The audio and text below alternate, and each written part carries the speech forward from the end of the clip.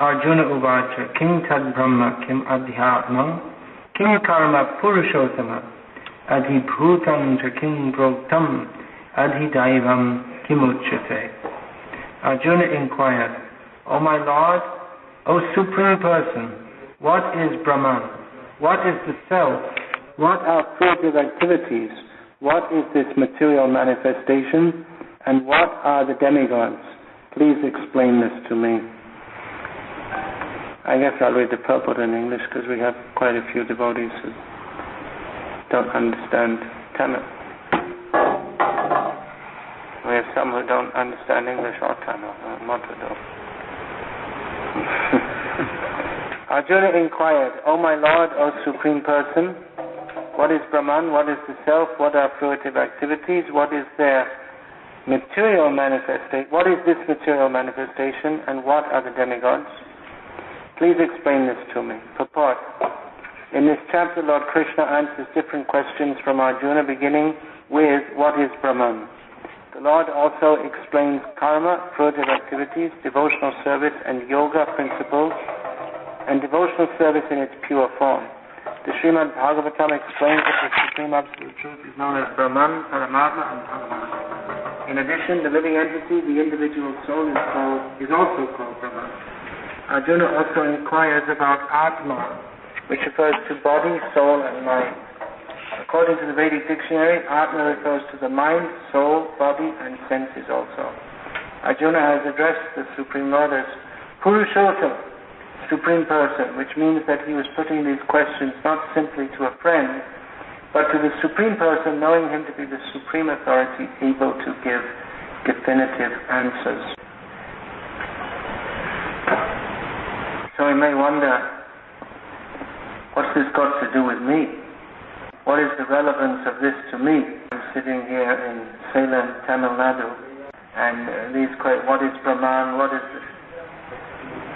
is the self? What are fruitive activities? What is the material manifestation? What has it got to do with me?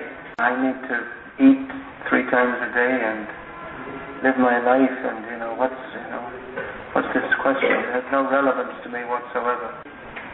We don't find this kind of thing discussed in the newspapers. Well, we might think that, why is Arjuna asking this? What's the relevance to Arjuna? You might think that he would ask Krishna that, what is the method to overcome the enemies in the battle? You're a great fighter, Krishna, so tell me, remind me of some of your skills. And that's practical, isn't it? He was about to fight a battle. So often people bring this to us, but what's that got to do with me? I've got real things to worry about. I'm concerned with the real world. But Arjuna was asking these questions on the battlefield. He was in a pressing situation. I know what that means, a pressing situation. Yeah. And we go in the next verse. Ultimately, the questions come to Prayana kale cha khatam gayoti niyatatma vihi. That how can, at the time of death, how can the Adhiyagya, the Lord of Sacrifice, how can it be understood? Niyatatma vihi means those who live ordered, controlled lives. It's not a subject for understanding for people whose lives and minds are not controlled. Not regulated. So even though Arjuna was in this situation, a highly pressing situation, he was concerned with ultimate reality. Arjuna's question was not simply about whether to fight or not fight. That was the question, to fight or not to fight. But the level on which Arjuna was asking the question was on the level of what is my ultimate duty. And therefore, Krishna explained it to him.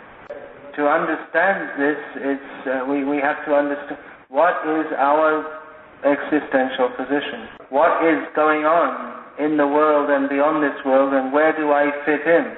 So it may seem that the whole of reality is concerned with filling my belly 3 times a day and that of my family members. That is one level of perception of reality. Anamai, pranamai, that's the low level. The level of I, me and mine. Aham mameti. So Krishna is explaining and Arjuna is asking, going deeper to understand this properly. Arjuna wasn't the kind of, you hear stories of people, but in the modern age they get a machine gun and they just go and shoot a bunch of people. And this is soldiers in the modern war. There was that one Croatian devotee, you remember? His mind was very disturbed.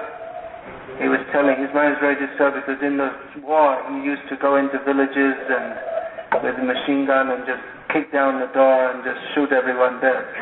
Just man, woman, child, dog, everything. Suicide ultimately. Or maybe he's not sure. Anyway, he died. So Arjuna wasn't that kind of, this kind of very gross fight. He was a very highly principled person. He wasn't, you see, to get people to fight, you say, come on man, we gotta smash those, and we gotta defend the country, and this is how you motivate people to fight. And what is it that makes a man will, just like, there are so many examples. That D-Day is very famous in Britain anyway. How there's so many soldiers, the British and American soldiers in Normandy, in northern France, they were charging into machine gun fire. Now, how do you motivate people to run towards people shooting you with machine guns? How do you do that? So people have the idea, it's glorious for our country. So, but Arjuna, he wasn't on such a base or foolish level. He really wanted to know what's right, and he was prepared to fight fully if he thought it was right. Otherwise, he was not at all prepared to fight. So sometimes people may interpret, well, Bhagavad Gita, it's like the forces of good and the forces of evil, like this. Of course, but it is. It's a question of actually what is correct for us to do. But it's not allegorical. It's very specific. In the purport of the very first verse, Srila Prabhupada points out that how some foolish people, they say that, Kurukshetra represents the body and the 5 Pandavas, they represent the 5 senses. That's Mahatma Gandhi, actually. That's his foolish interpretation. But it's not allegorical. Yes, it's a discussion of what is right and what is wrong, but Krishna is a person, he is the supreme person, and right is to surrender to him and wrong isn't. That's the point. Arjuna and Krishna are not mythological people. They say that Vyasadeva is also mythological. Then who wrote all of this? Mahabharata and Purana. Unknown author. So, all these questions are relevant to every person in every time and place and circumstance. Even in the most pressing of circumstances, this understanding has to be retained. Often we hear people, even sometimes devotees, say that, well, that's all right, but we have our real life problems to deal with. There's a misunderstanding that philosophy is for idle people or rich people, and for most people, the reality is that you just have to work hard. But actually, philosophy is required for every person. We're not really people, we're not really humans in the full sense unless we ask these questions. Arjuna's question here, King Tad Brahma, what is Brahma? What is the ultimate truth? That question qualifies one as a human being. Atato Brahma Jignasa. This human life begins with inquiry into ultimate reality. So without asking these questions, one may be very busy running here and there, but he's not fulfilling the purpose of human life. Without asking these questions and getting the proper replies, one cannot come above the level of the animals. That working hard and earning money to fill the belly and just completely absorbed in material desires without understanding that I'm eternal spirit soul. So this Bhagavad Gita is relevant to every person in every time and every place, and it's just another phase of Maya to think that it's not relevant. Now, as Srila Prabhupada has mentioned, this Krishna conscious movement is meant for preaching Bhagavad Gita, this knowledge of Bhagavad Gita as it is all over the world. So what is that? Is that another sectarian religious movement? As some people are pushing the Bible, some people are pushing the Quran, and we shall push the Bhagavad Gita and make some rivalry with them.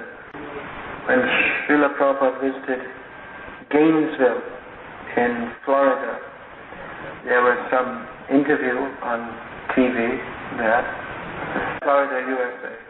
So the interviewer was trying to press Prabhupada and trying to make him look like some sectarian. He was trying to, they're very expert, these people, in asking questions, and they want to make people look bad.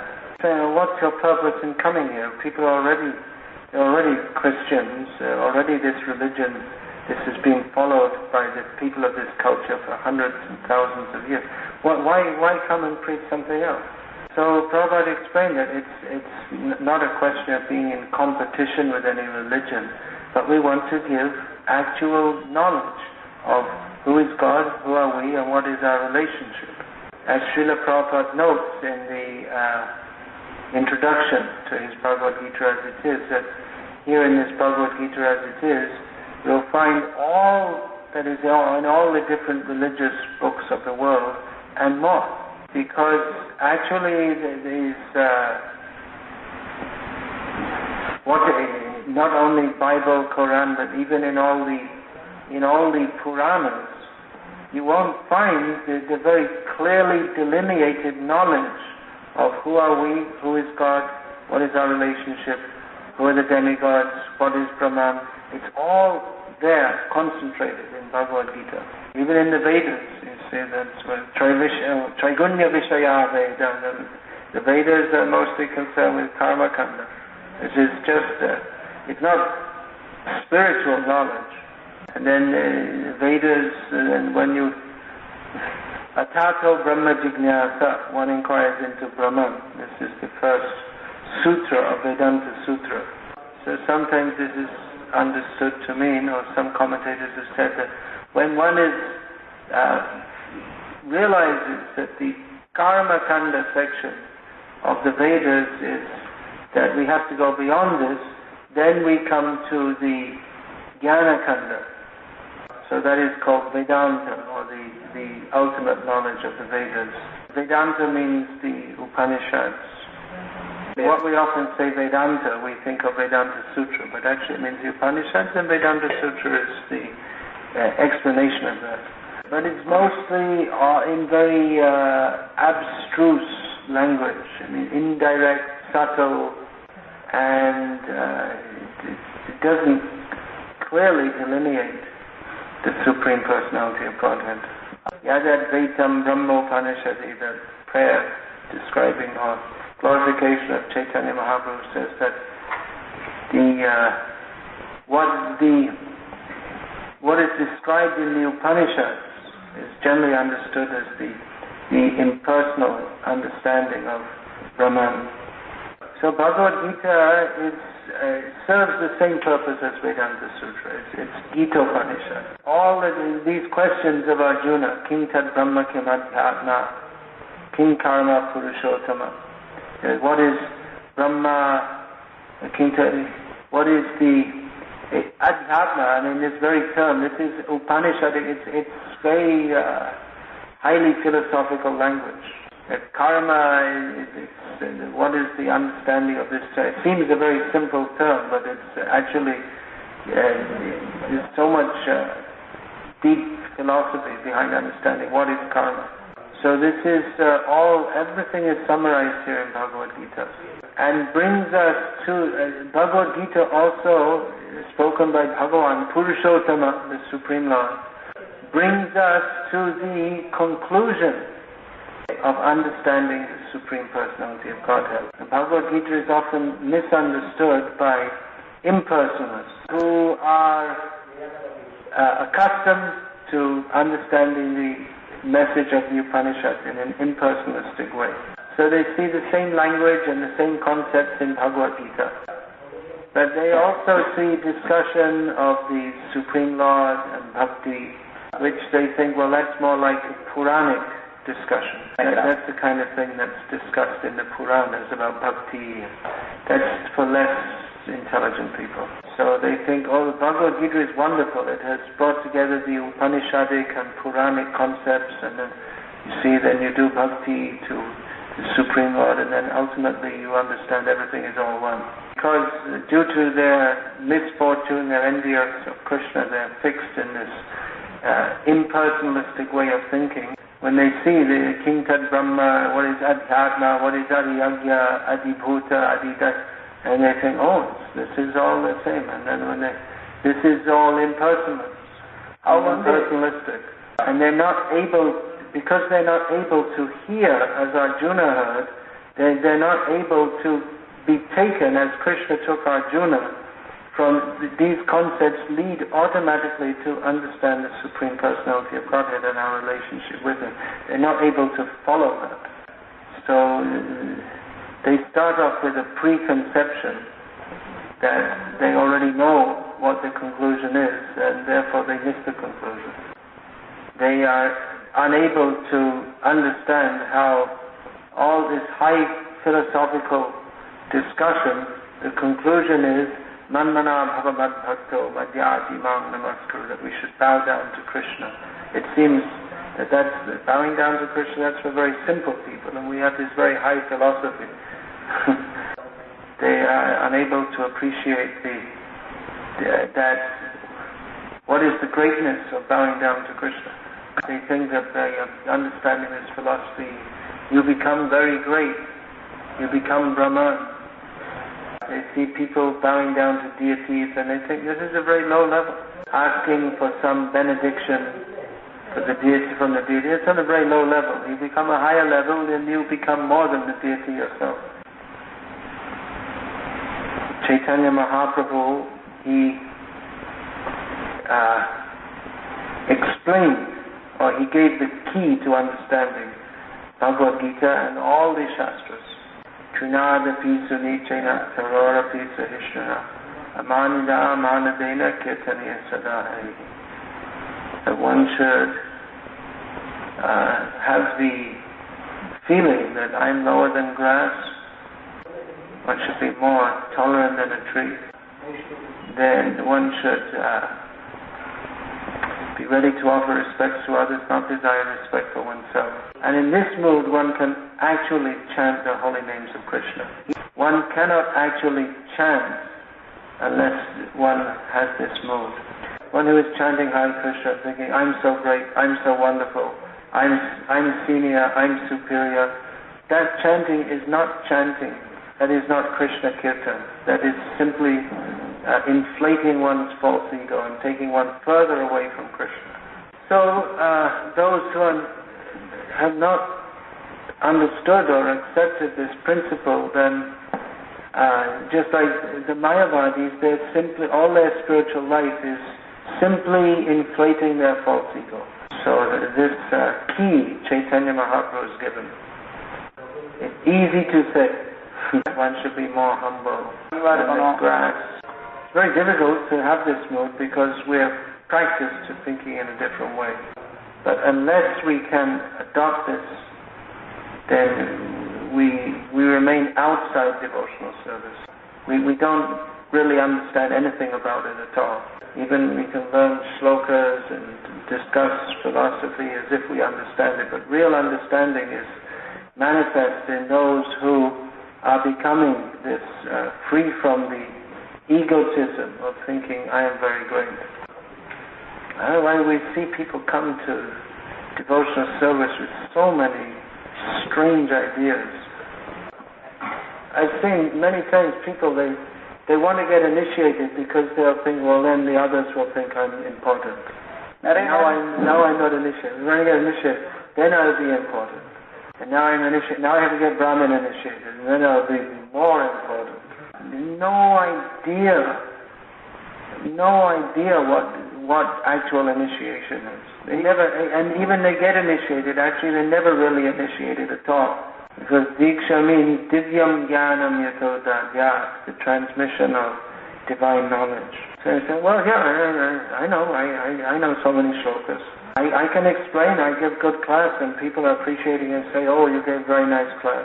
But if one is, by all these activities, if one is simply feeding one's sense of prestige, then it means you never even began bhakti, or what it means to be a disciple. I was hearing Tamal Krishna Maharaj explaining something about the Buddhist gurus. Of course, they don't know what they're doing, but how severely they treated their disciples. He was explaining how there was one guru, he told his disciples, now you build this house, build it.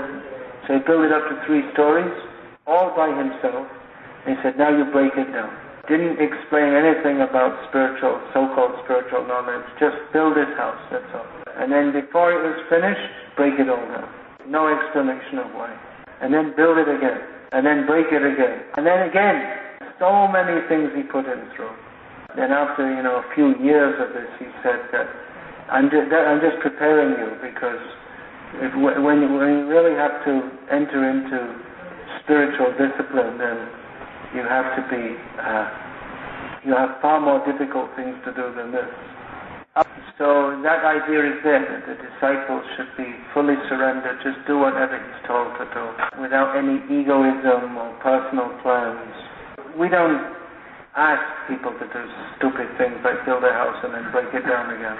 That's meaningless. But then Buddhism is, the whole philosophy of meaninglessness. Nirarthavadam, the philosophy of meaninglessness. So, but the principle is there, that one should be prepared to follow and accept discipline and difficulties in this. But we don't build a house and break it. Do something meaningful in the service of Krishna. Of course, as I was saying this morning, that we're following the Pancharatric system, not the Vedic system. When I say we're not following the Vedic system, that means it's not that it's non-Vedic, but we follow the Pancharatra section of the broader Vedic literatures. Because if we see, just like listed in Hari Bhakti Vilas, what are the qualifications to be a disciple? Well, there wouldn't be any disciples if you had to fulfill all of them. You have to be practically a pure devotee to be a disciple. But the Pancharatric system is that if there's some sincerity, all right, give them a chance. As Srila Prabhupada explained, that normally the system is that you become qualified and then you are given the post. First you're trained and then you become a judge. But our system is that we give you the post and we train you on the job. You come up to the standard. So it is very important to understand. It's not that you get initiated, now I'm already there. Now I'm already perfect. That means you're recognized as a student. It doesn't mean that you're Bhagavad. First qualification, disciple. The Shishya means Shishyatam. They should accept discipline. So Arjuna, he was qualified to hear Bhagavad Gita because he fulfilled the 3 conditions. Pranipat, Pariprashna, Seva. He was fully surrendered to Krishna. He was in a mood of submission, that yes, I accept you as an authority. then asking relevant questions. So many people come and the only thing they ask is for blessings for their child to pass his examination.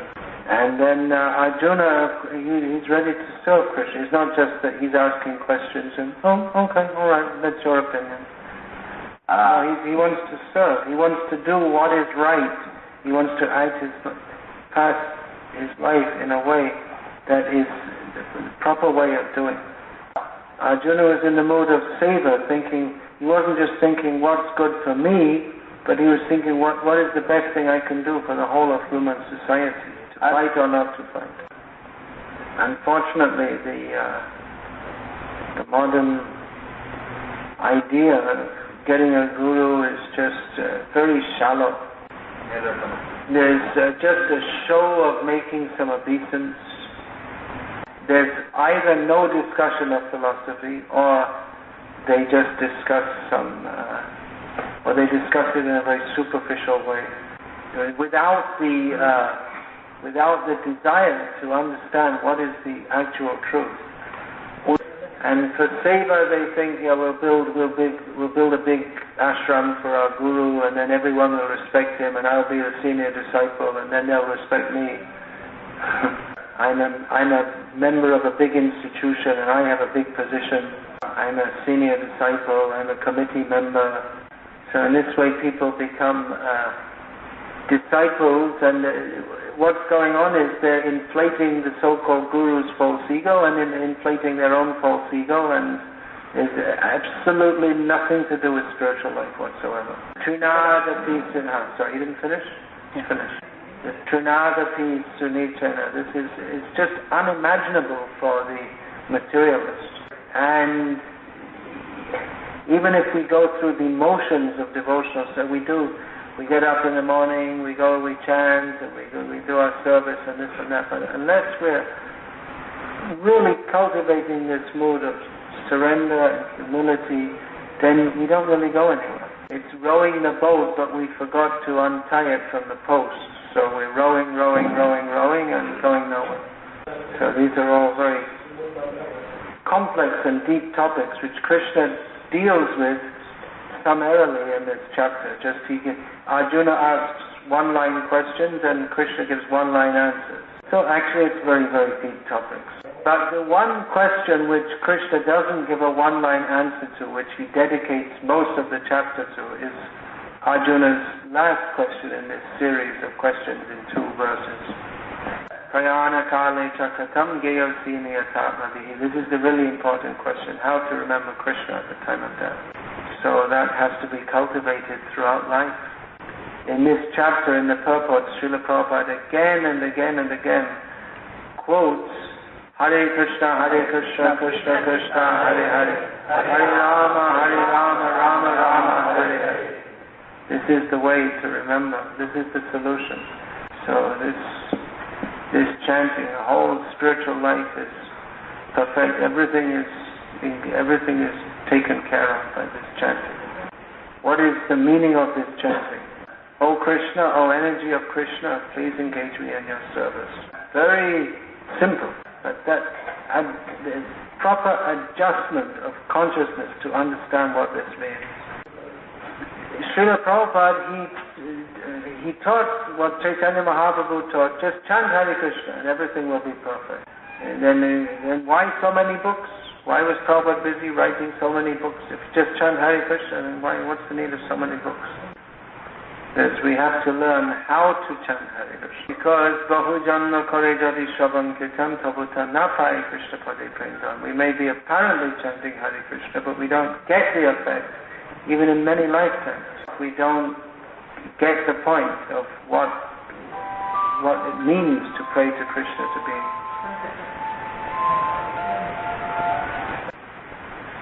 If we don't get the point of what it means to be engaged in Krishna's service, then our chanting will be just like gramophone record. You can make you can make this wind up. You see, they used to have this wind up machine, and you wind it up, and it ding ding ding makes some noise.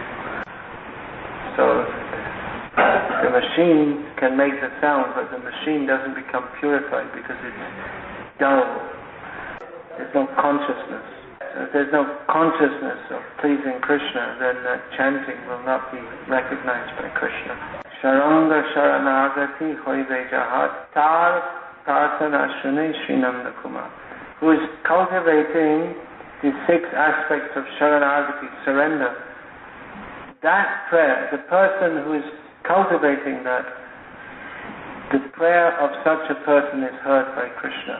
So that praying hymn, which may not be had, Bahujanma Kore Jadi Shravan Kirtan Tabuta Napai Krishna Pade Prentan, that wealth of love of Krishna, which may not be had even after many lifetimes of so-called chanting.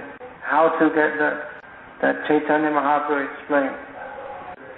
Harshi Prabhu Kahe Shuno Shurup Ram Rai Ki Bhave Nama Loile Prema Upajay. Chaitanya Mahaprabhu, smiling, said to Surup Damodar Ramananda Rai, now you just listen, what is the method of chanting that praise arises? Chunada Pisa Nichela Taro, this is what he said. Tarora Pisa Amanina Amanadena Kirtaniya Sadahi. This way, if we chant, Chaitanya Mahaprabhu says, then love of Krishna will arise in the heart. So all these books are meant to get this point, to understand all of this point. Adnala Hare Krishna with a humble serving mode. All these services one is engaged in, they're meant for cultivating this sincere, humble serving mood. That will make everything successful. Any question on this?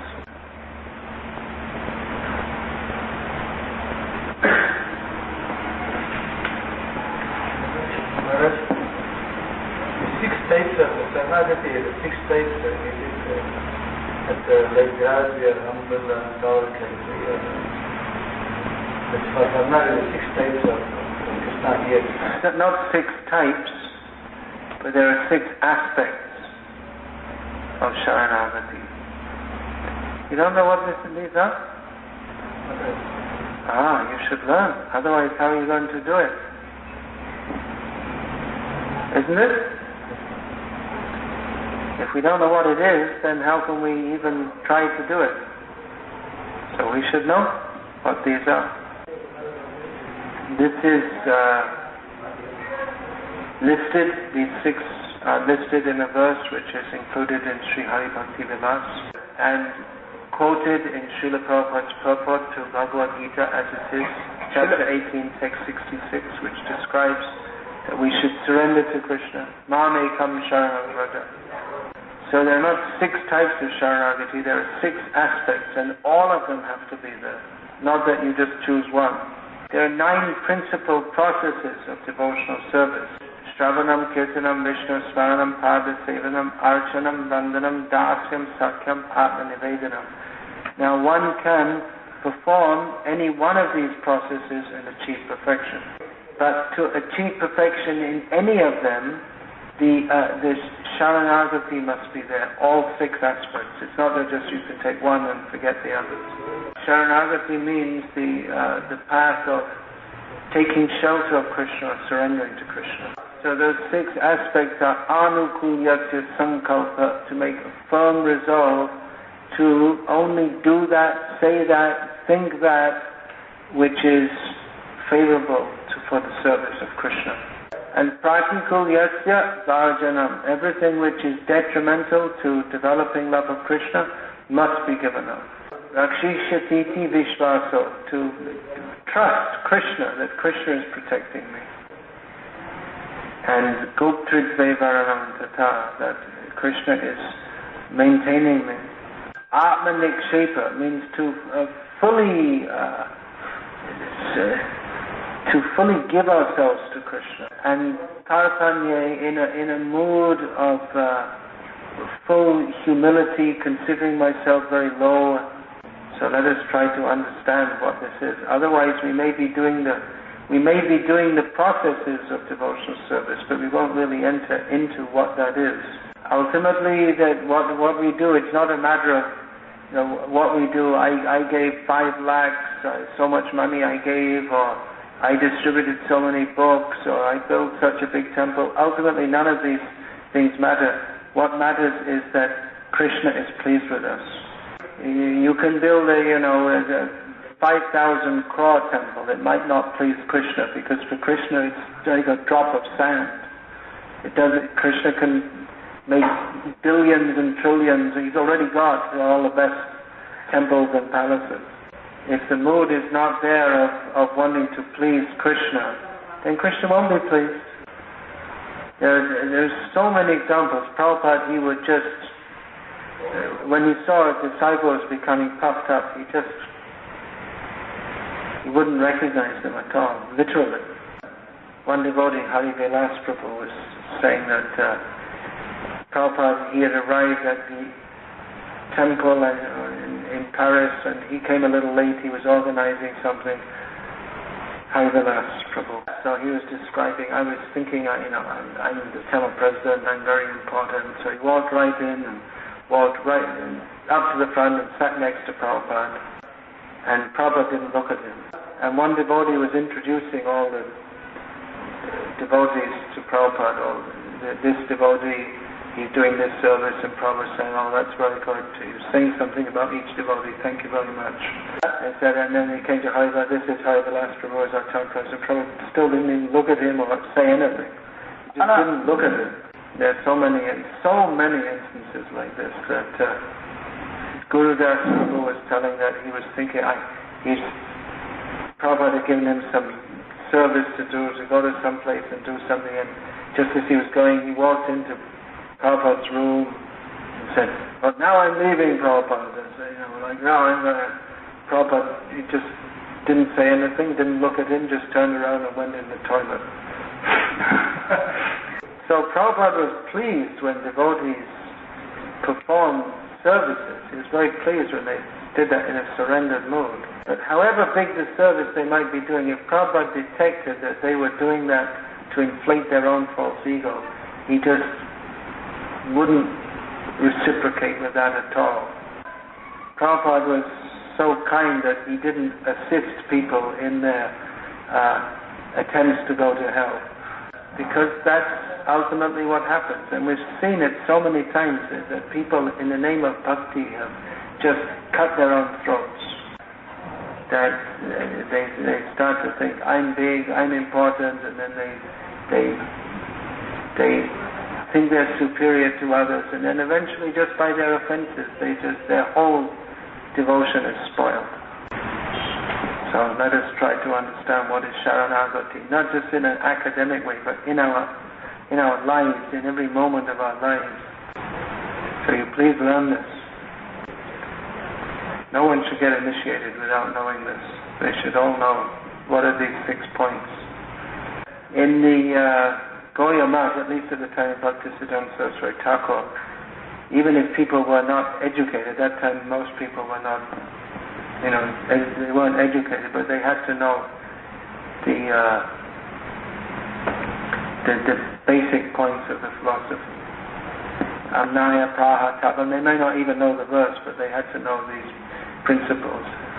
What are the basic points? The Amnaya Praha Tattvam, that the spiritual knowledge is received through the chain of disciplic succession, which is based on Shastric knowledge. That's the first point. Now, this verse is actually given by Bhaktivinoda Thakur. Of course, there's no difference. So that's the Praman, is the Guru Sadhu Shastra. And then 9 points, Prameya. What are the points which they are described? That Hari, Lord Krishna, is supreme, and He is Sarva Shaktim. He is replete with all energies, and Rasabdhim, He is an ocean of rasa. Tadvidinam Shamasa Jivam. The Jiva is His separated part and parcel. That is the English translation of that. And the Jiva can be in 2 states. Prakrite Kavalitam, he can be in Maya, or Tadvimukta, he can be free from that also. So, and then, what is it? The sadhana is Shuddha. The sadhana is Shuddha Bhakti, the process for developing Krishna consciousness. It's Krishna Shuddha Bhakti. One should follow this process. And then by doing that, one develops love of Krishna. Satyam Tat Pritim. So at least one should understand these basic points. What is Sharanagati? Otherwise, we don't go anywhere. We don't know where we're going. How are we going to go there? And sometimes speak in the mic so everyone can hear. Hare Krishna. So how can I speak into the mic? Hare Krishna. How to practice this Trinatapi Sunichena? Sometimes we are thinking that we are practicing this Trinatapi Sunichena, and then later we are finding that we have more ego than a normal person. Say it in Tamil also. You don't know Tamil? Therefore we have to hear regularly and accept the discipline of being a humble servant. If we make the endeavor to go down, that let me be a humble servant, then the Vaishnavas from the higher platform will lift us up. If we try to go up and think that I should stand on the Vaishnava's head, then Maya will